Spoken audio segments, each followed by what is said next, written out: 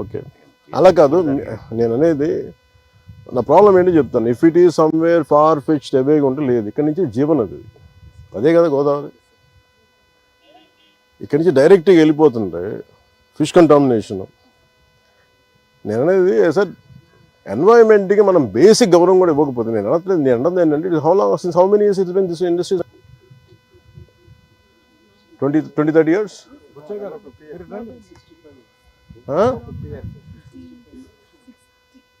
నేనే డిమైడ్ అలా కాదు. నేను అనేది సార్ ఒక్కటి మీరు రిప్రజెంటేటివ్స్గా మీరు ఒక కమ్యూనికేట్ చేయండి.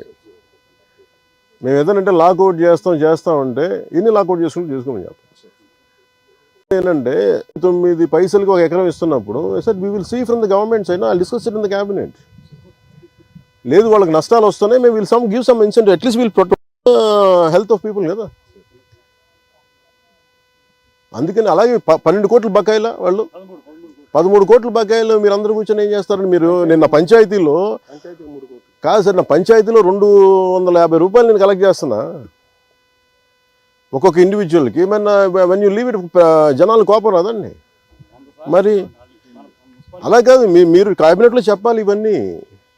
యువర్ కన్సర్న్ మీరు చెప్పాలి ఇవన్నీ కూర్చోబెట్టి. ఇదేనా అడ్జస్ట్మెంట్స్ కాదు ఇవన్నీ. We're here to understand, we're here to regulate, we're here to communicate. మీరు అలా కాకుండా మీరు ఇండివిజువల్గా వెళ్ళిపోతే ఎవ్రీ లోకల్ గా or every local political leader will go and make an extortion. My intention is not that.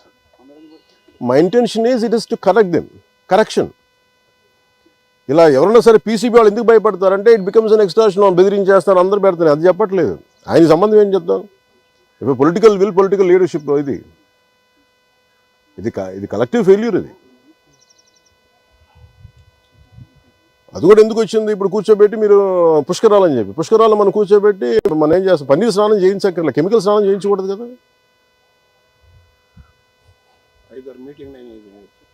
Sir. ఆ మీటింగ్లో అవసరం లేదు sir, it is the responsibility sir. ఎంతండి? ఓకే, అది రికార్డ్ చేయండి అది. ఓకే, ఇప్పుడు యాక్చువల్గా నామ్స్ ప్రకారం ఎలా ఉండాలి ఇది బాబు?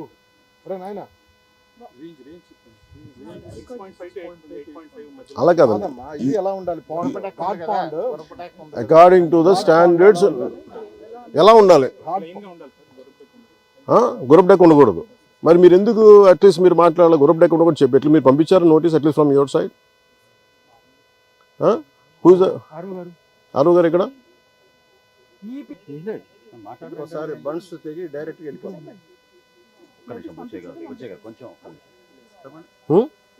మీరు ఎందుకు ఇవ్వాలా? Are you scared?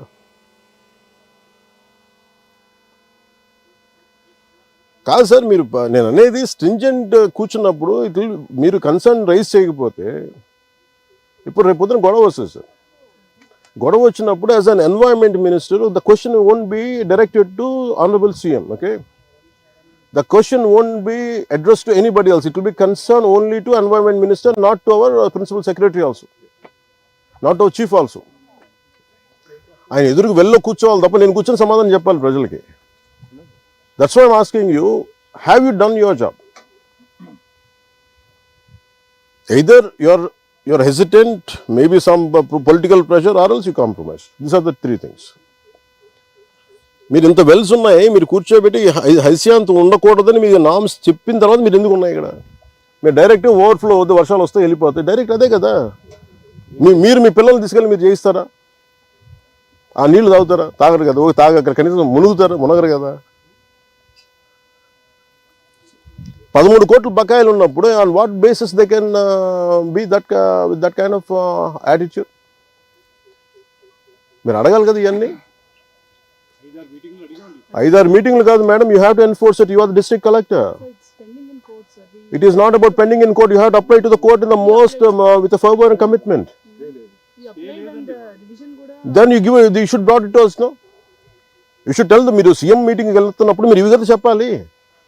అన్ని నైసిటీస్ మాట్లాడితే ఏముంటుంది మేడం? మీరు అందరూ కూర్చొని నైసిటీస్ మాట్లాడి హాయ్ బాయ్ అనుకుంటే ఎట్లా అండి?